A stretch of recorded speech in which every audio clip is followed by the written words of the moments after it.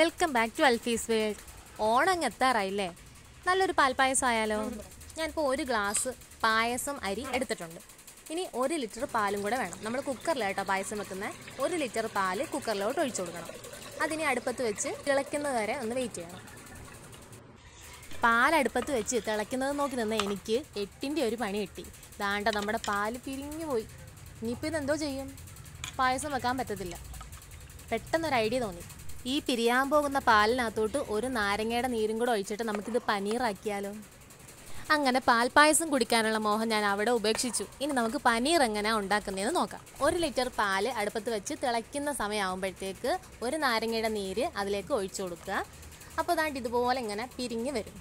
അപ്പോൾ നമ്മൾ തീ ഓഫ് ചെയ്യുക. എന്നിട്ട് ഇത് ഒരു അരിപ്പയ്ക്കകത്തോടെ നമുക്ക് അരിച്ചെടുക്കാം.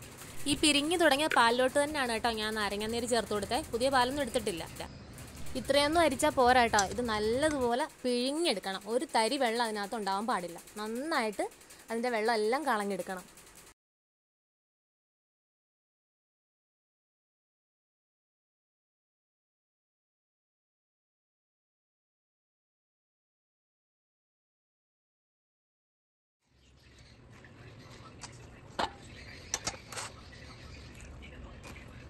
നമ്മൾ വെള്ളം കളയുന്തോറും ഇതിനകത്തുനിന്ന് ഇങ്ങനെ വെള്ളം ഊറി വന്നുകൊണ്ടേയിരിക്കും. നന്നായിട്ട് അതിൻ്റെ വെള്ളം മുഴുവനും കളയണം കേട്ടോ. ഒരു തുണിക്കകത്തോട്ട് ഇതിട്ടിട്ട് അതിങ്ങനെ പിഴിഞ്ഞെടുത്താലും മതി. അങ്ങനെയും നന്നായിട്ട് വെള്ളം കളഞ്ഞെടുക്കാൻ പറ്റും.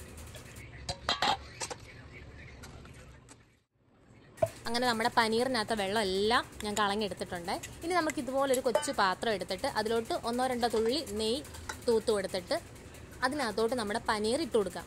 പനീർ ഇട്ട് കൊടുത്തിട്ട് ഏതെങ്കിലും ഒരു പരന്ന പാത്രമോ അല്ലെങ്കിൽ ഗ്ലാസ്സോ അങ്ങനെ എന്തെങ്കിലും വെച്ചിട്ട് അതിൻ്റെ ചുവട് ഭാഗം വെച്ചിട്ട് ഇതുപോലെ നന്നായിട്ട് അങ്ങ് അമർത്തി വെച്ച് കൊടുക്കണം.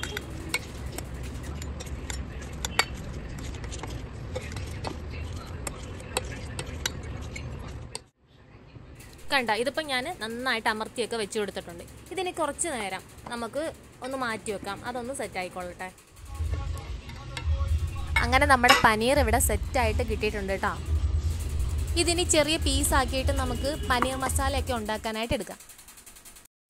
നല്ല ഒന്നാം തരം പനീറായിട്ടാണ് നമ്മളിപ്പോൾ ഉണ്ടാക്കിയെടുത്തേക്കുന്നത്. ഇത് നല്ല ഷേപ്പിൽ നമുക്ക് മുറിച്ചെടുക്കാനായിട്ട് പറ്റും. ഇത് വെച്ച് ഒരുപാട് ഐറ്റംസ് ഉണ്ടാക്കാം. പനീർ മസാല അങ്ങനെ ഒരുപാട് സാധനങ്ങൾ ഉണ്ടാക്കാൻ പറ്റും. ഇപ്പം 1 ലിറ്റർ പാലിൽ നിന്നാണ് ഞാനിപ്പോൾ ഇത്രയും പനീർ ഉണ്ടാക്കിയേക്കുന്നത്. കൂടുതൽ പനീർ വേണമെന്നുണ്ടെങ്കിൽ കൂടുതൽ അളവിൽ പാൽ വെച്ചാൽ മതി. ഇപ്പം മനസ്സിലായില്ലേ പാൽപ്പായസം അങ്ങനെ പനീറായിരുന്നു? അപ്പോൾ എല്ലാവർക്കും വീഡിയോ ഇഷ്ടപ്പെട്ടെന്ന് കരുതുന്നു. പുതിയ വീഡിയോയുമായിട്ട് വീണ്ടും കാണാം. Thank you.